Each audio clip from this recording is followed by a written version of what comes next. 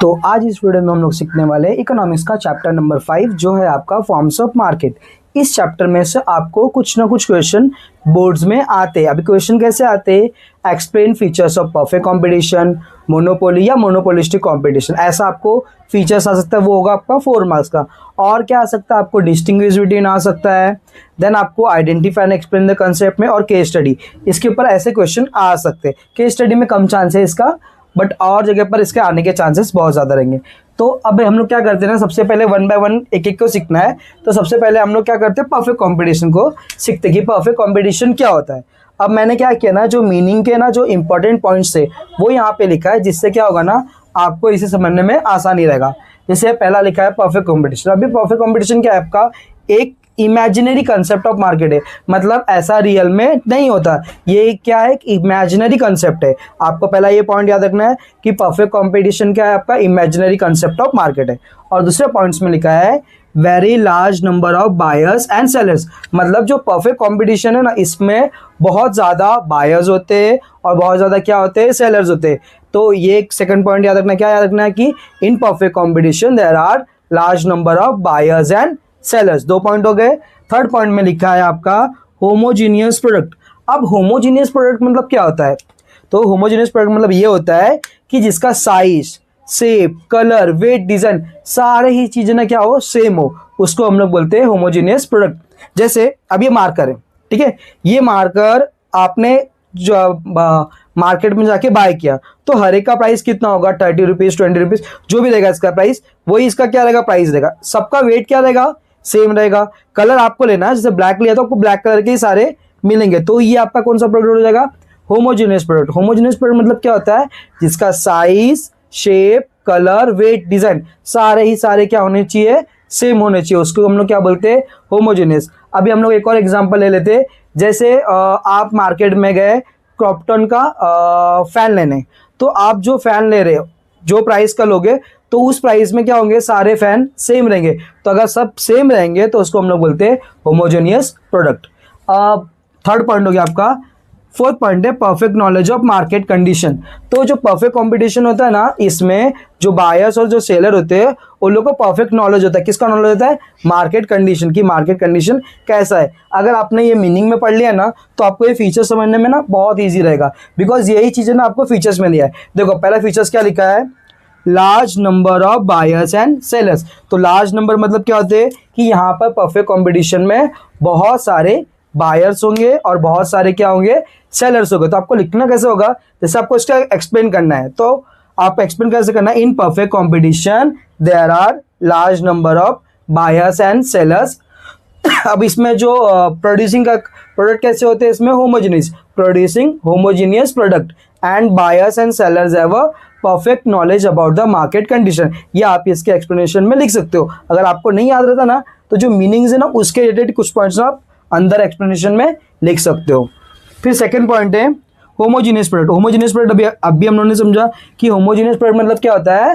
जिसका size, shape, colour, weight, design सारा ही सारा क्या होगा? सेम होगा, उसको हम लोग बोलते हैं होमोजीनियस प्रोडक्ट। एक होता है होमोजीनियस और सेकंड होता है हेट्रोजीनियस। हेट्रोजीनियस मतलब क्या होता है? जिसका साइज, शेप, वेट, कलर सारा क्या हो? डिफरेंट हो, उसको बोलते हैं हेट्रोजीनियस। जैसे हम लोग ह्यूमन बीइंग हो गए। अब जितने ह्यूमन बीइंग है, हर एक इंसान दूसरे इंसान से क्या है? डिफरेंट है। तो हम लोग क्या हो गए? हेट्रोजीनियस हो गए। और जब जो सेम रहेंगे उसको क्या बोलेंगे हम लोग? होमोजीनियस। तो आपको ये मतलब समझ में आ गया होगा कि होमोजीनियस और हेट्रोजीनियस क्या होता है। देन आपको थर्ड पॉइंट लिखा है free entry and exit. Entry तो आपको पता है कि कहीं पे भी जगह जब हम लोग एंटर करते हैं उसको हम लोग बोलते हैं एंट्री, और एग्जिट मतलब जब हम लोग बाहर आ जाते हैं। जैसे अभी परफेक्ट कंपटीशन, यहाँ पे बहुत सारे बायर्स और बहुत सारे क्या है? सेलर्स है।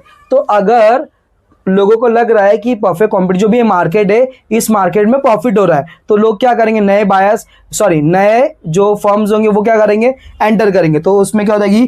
फ्री एंट्री हो जाएगी। अगर उनको लग रहा है कि नहीं अभी इसमें प्रॉफिट नहीं हो रहा, लॉस हो रहा है, तो वो लोग क्या कर सकते हैं? एग्जिट कर सकते हैं। इसमें कोई भी रेस्ट्रिक्शंस होगा क्या? नहीं। इसलिए इसमें लिखा है कि आपका जो फ्री एंट्री एंड एग्जिट होता है।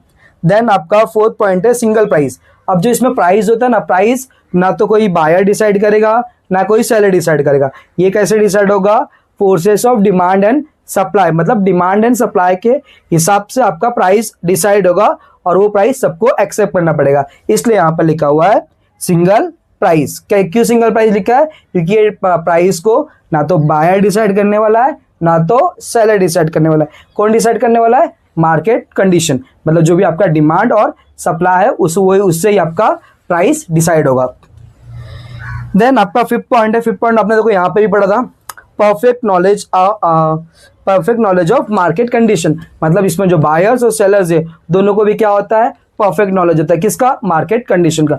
अगर आप ध्यान से देखोगे ना तो ये 3 पॉइंट तो आपको ये पॉइंट्स में लिखा है। देखो large number of buyer sellers ये पॉइंट में है, फिर होमोजेनियस प्रोडक्ट आपको यहाँ पर है, और यहाँ पे perfect knowledge of the market ये आपको फिफ्थ पॉइंट में। तो आपको 3 पॉइंट्स तो ऐसे हो गए। आपको चौथा पॉइंट क्या याद रखना था? फ्री एंट्री एंड एग्जिट कर लिया। एंड फोर्थ पॉइंट में क्या है आपका? Single price. इस तरीके से आपके 5 पॉइंट्स हो जाएंगे। और यहाँ पर 6 पॉइंट है, नो ट्रांसपोर्टेशन कॉस्ट।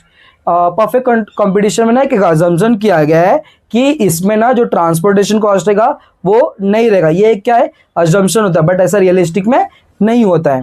देन आपका 7th पॉइंट है प्राइस टेकर। अभी एक होता है प्राइस मेकर, एक होता है प्राइस टेकर। प्राइस मेकर मतलब जो प्राइस को डिसाइड कर रहा है उसको बोलते हैं हम लोग प्राइस मेकर, और जो प्राइस को एक्सेप्ट करता है उसको हम लोग बोलते हैं प्राइस टेकर। अब जो परफेक्ट कंपटीशन है यहाँ पे प्राइस कौन डिसाइड करता है? मार्केट के फोर्सेस, डिमांड और सप्लाई, उससे आपका प्राइस आता है। वही प्राइस सबको क्या करना पड़ता है? एक्सेप्ट करना पड़ता है। इसलिए यहाँ पर क्या लिखा हुआ है? Price maker. एक बार वापस से इसको पढ़ लेते कि क्या था। परफेक्ट कंपटीशन क्या है कि इमेजिनरी मार्केट है जहां पे लार्ज नंबर पे ऑफ क्या होते हैं? बायर्स और सेलर्स होते हैं। थर्ड पॉइंट क्या था इसका? होमोजेनियस प्रोडक्ट है। और चौथा पॉइंट क्या था? Perfect knowledge about market condition. तो यही 3 पॉइंट आपके नीचे है। उसके अलावा 2-3 पॉइंट और क्या थे आपका? No transportation cost, single price, and आपका क्या था? एक प्राइस टेकर। इस तरीके से आपका फीचर्स ऑफ परफेक्ट कंपटीशन हो गया। अब परफेक्ट कंपटीशन हो गया, अब हम लोग क्या करते हैं? मोनोपोली पढ़ते हैं। जैसे अभी ये दोनों कंप्लीट हो जाएगा, फिर दोनों के ना डिस्टिंग्विश बिटवीन भी हम लोग देख लेते हैं यहाँ पर ही। तो क्या होगा ना, आपको पेपर में ईजी रहेगा कि जब अगर डिस्टिंग्विश बिटवीन आया तो अगर आपने याद भी नहीं किया ना तो इस वीडियो को भी अगर देखा होगा तो आपने सोचोगे तो आपको कुछ ना कुछ पॉइंट्स याद आ जाएंगे, तो आप अपने मन से बना सकते हो। जैसे यहाँ पे मोनोपोली लिखा है, पहले monopoly derived from Greek word.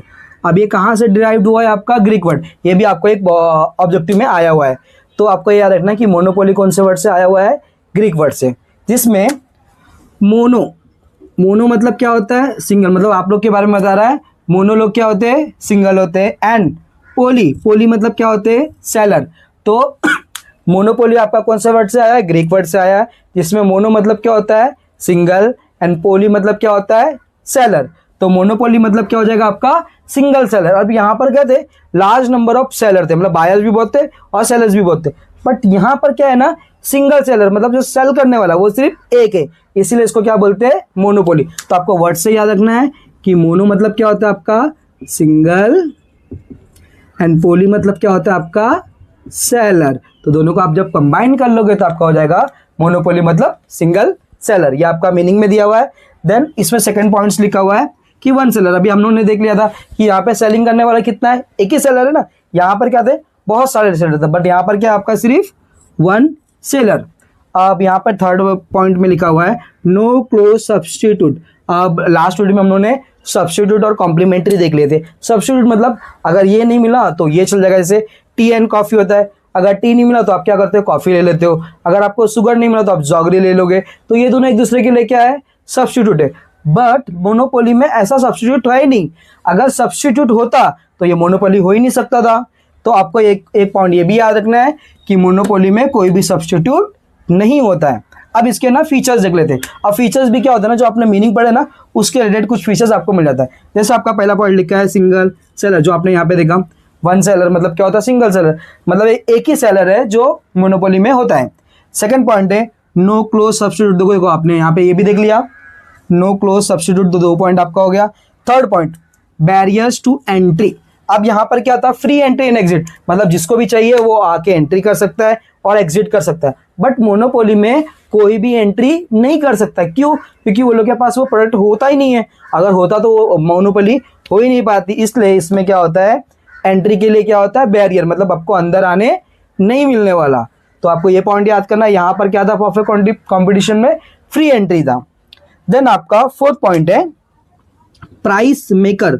अब आपने परफेक्ट कंपटीशन में देखा था कि वो लोग क्या होते थे, प्राइस टेकर, और जो यहाँ पर सेलर होता है वो क्या होता है, प्राइस मेकर। मतलब वो खुद डिसाइड करेगा। अगर अभी समझो कोई इंसान आया उससे बाय करने के लिए, उसको लग रहा है कि इसके पास पैसा नहीं है, तो वो क्या कर सकता है, जैसे ये मार्कर है, सपोज यही वाला था, ये 30 रुपीज़ का था, वो उसको चाहेगा तो 10 रुपीज़ में दे देगा, बिकॉज वो क्या है, मोनोपोली। अब ये जो मार्कर है ना, ये सिर्फ एक ही जो सेलर है उसी के पास है, ये और किसी के पास नहीं मिलता। तो जिसको लेना रहेगा वो आके इससे लेगा, नहीं लेना रहेगा तो नहीं लेगा। अब वो चाहेगा अगर कोई और बायर आया, उसको इसे सेल करना है 50 रुपीज़ में, वो बोलेगा उसको 50 रुपीज़ में लो, तो वो लेना रहेगा तो ले लेगा, नहीं लेना रहेगा तो वो नहीं लेगा। तो जब हम लोग ना एक बायर से ज़्यादा चार्ज करते हैं और दूसरे बायर से कम चार्ज करते हैं, इसको हम लोग बोलते हैं प्राइस डिस्क्रिमिनेशन। तो प्राइस डिस्क्रिमिनेशन मतलब क्या होता है कि जब हम लोग सेल करते, एक को कम में सेल करते और एक को ज़्यादा, भेदभाव जैसे कर देते, उसको हम लोग बोलते हैं डिस्क्रिमिनेशन। तो आपका यहाँ पे क्या, देखो ये पॉइंट भी आपका हो गया प्राइस डिस्क्रिमिनेशन। प्राइस डिस्क्रिमिनेशन मतलब क्या होता है, अभी इसका आपने कि एक को कम प्राइस में देना और दूसरे को ज़्यादा प्राइस में देखना। देन आपका फोर्थ पॉइंट है complete control over market supply. अब जैसे जो सेलर था उसके पास 100 मार्केट्स है, तो वो उसके ऊपर है ना कि वो 100 मार्केट्स में से 10 मार्केट्स सेल करे, 20 करे, 10 करे या नहीं करे। तो वो सप्लाई जो भी है, जितना भी उसको सेल करना है, वो किसके कंट्रोल में है, सेलर के कंट्रोल में। इसलिए यहाँ पर पॉइंट है आपका complete control over market supply. अब हम लोगों ने जो मोनोपोली और परफेक्ट कंपटीशन पढ़ा था उसको समझ लेते हैं कि परफेक्ट कंपटीशन में क्या था, large number of buyers and seller. यहाँ पे क्या था, सिंगल सेलर था। यहाँ पर क्या होते हैं लोग, प्राइस टेकर। यहाँ पर क्या होते हैं, प्राइस मेकर। यहाँ पे फ्री एंट्री था, यहाँ पे एंट्री पे क्या होता है, बैरियर होता है। यहाँ पे कैसे प्रोडक्ट होते हैं, होमोजेनियस प्रोडक्ट होते हैं, और यहाँ पे इसका कोई सब्स्टिट्यूट ही नहीं होता, मतलब हेट्रोजेनियस भी नहीं होगा, उसके सब्स्टिट्यूट ही नहीं होते। फिर आपका क्या पॉइंट में डिफरेंस निकाल सकते हो आप, प्राइस यहाँ पे क्या आता है, डिस्क्रिमिनेशन, और यहाँ पे क्या था, प्राइस सिंगल प्राइस रहता है। तो इस तरीके से आपका परफेक्ट कंपटीशन और मोनोपोली हो गया। अब हम लोग क्या पढ़ते हैं, ओलिगोपोली करते। ओलिगोपोली और मोनोपोलिस्टिक कंपटीशन, ये दो कर लेंगे तो हम लोग का फॉर्म्स ऑफ मार्केट खत्म हो जाएगा। आपको जैसे पेपर आ रहा है तो अभी क्या करना है, आपको ना शॉर्ट में रिवाइज करना है, इसलिए मैंने इसे शॉर्ट में एक्सप्लेन किया है, क्योंकि अभी टाइम क्या है, बहुत ही कम है। अब पहला लिखा हुआ है यहाँ पे, थर्ड वाला लिखा हुआ है oligopoly. Oligopoly derive from Greek word, तो ये भी कौन से वर्ड से आया, आपका ग्रीक वर्ड से आया है। अब इसमें ओलिगो मीन्स क्या होता है, फ्यू। जैसे यहाँ पे मोनो था, मोनो मतलब क्या था, सिंगल, तो ऐसे यहाँ पे ओलिगो मतलब क्या होता है, फ्यू। एंड पोली मतलब तो आपने यहाँ पे देखा था, पोली मतलब क्या था, सेलर, तो यहाँ पर भी पॉली मतलब क्या हो जाएगा, सेलर। तो ओलिगोपोली मतलब क्या होगा, ओलिगो आपने देखा अभी फ्यू, और पोली मतलब सेलर, तो ओलिगोपोली आपका हो जाएगा फ्यू सेलर, मतलब जहां पर कुछ ही सेलर होते हैं। अब मोनोपोली में क्या होता है, एक ही सेलर होता है, और परफेक्ट कंपटीशन में क्या होता है, बहुत सारे होते हैं। ओलिगोपोली में होते हैं कुछ सेलर होंगे, कितने होंगे, फ्यू सेलर होंगे। फिर जो प्रोडक्ट होते हैं, या तो वो होमोजेनियस प्रोडक्ट होता है या प्रोडक्ट डिफरेंशिएट भी होता है। अब इसके ना कुछ फीचर्स देख लेते हैं। अभी कुछ इसके एग्जांपल पहले मैं बताता हूँ। अब ओलिगोपोली होता कौन है, जैसे आपने सिम कार्ड वाले हो गए। अब सिम कार्ड में आपका क्या है, जियो है, वोडाफोन है, MTNL है, ये 2 ही 3 कंपनीज है ना। तो यहाँ पर क्या हो गया आपका, फ्यू सेलर्स। और आपके सीमेंट्स इंडस्ट्रीज में देख लो तो सीमेंट में भी JK सीमेंट, अंबुजा सीमेंट, मतलब 5 to 6 ई है कि जो सेलर्स है, तो बहुत फ्यू सेलर्स है, तो उसे हम लोग बोलते हैं ओलिगोपोली। और मोनोपोली मतलब जहाँ पर एक ही सेलर है, आपको लेना है तो लो, नहीं तो मत लो। आप इसके कुछ फीचर्स है, यहाँ पर पहले ही पॉइंट क्या है आपका, फ्यू सेलर, जो आपने मीनिंग में देखा था कि ओलिगो मतलब क्या होता है, फ्यू, और पोली मतलब क्या होता है, सेलर। तो इसमें सेलर क्या होते हैं, फ्यू सेलर्स। अब ये ना होते इंटरडिपेंडेंस। एक होता है इंडिपेंडेंस, इंडिपेंडेंस मतलब जो खुद से है, किसी के ऊपर वो डिपेंड नहीं है। और एक होता है ना इंटरडिपेंडेंस। इंटरडिपेंडेंस मतलब ना एक दूसरे के ऊपर डिपेंड होते हैं। अब जैसे ना जब जियो आया था, जियो ने क्या किया था, कुछ मंथ्स मतलब आपको फ्री में नेट दे दिए थे, बाद में चार्जेस स्टार्ट किया। तो जैसे जैसे वो पैक्स का प्राइस हाई करता, तो दूसरे भी जो कार्ड वाले होते जैसे वोडाफोन वगैरह, वो लोग भी क्या करते, अपने प्राइस को हाई करते। अगर वो कम करता तो वो लोग भी क्या करते, अपने प्राइस को कम करते। इसलिए वो दोनों, वो लोग क्या होते हैं, एक दूसरे के ऊपर इंटरडिपेंडेंस, मतलब एक दूसरे के ऊपर डिपेंड होते हैं। और आपका थर्ड पॉइंट है एडवर्टाइजिंग। अब आप देखते ही हो, जो क्रिकेट के मैच आते रहते हैं, उस मैच के बीच में आपने देखा बहुत बार एडवर्टाइजिंग आते रहते। आपके जियो के एडवर्टाइज आएंगे, वोडाफोन के आएंगे, और आपको एक बहुत पहले देखो एक जोजो का ऐसा कुछ समथिंग ऐड आता था, वो तो बहुत अच्छा था, वो बहुत पहले आता था। देन आपका एंट्री बैरियर, जैसे मोनोपोली है वैसे यहाँ पर भी क्या होता है ना, एंट्री बैरियर होता है। अब इसमें एंट्री बैरियर ना कई सारे रीजंस के हो जाते हैं, क्योंकि यहाँ पे बहुत इतना इजी नहीं है कि आप इजीली इसमें एंटर कर पाओ। परफेक्ट कंपटीशन में आप एंट्री कर सकते हो और मोनोपोली में तो नहीं कर सकते, और ओलिगोपोली में भी बहुत रेस्ट्रिक्शन होते हैं, मतलब कम चांसेस है आपके आने के। लैक ऑफ यूनिफॉर्मिनिटी, यूनिफॉर्मिनिटी मतलब क्या होता है, अब इसमें कुछ ऐसे होते हैं कि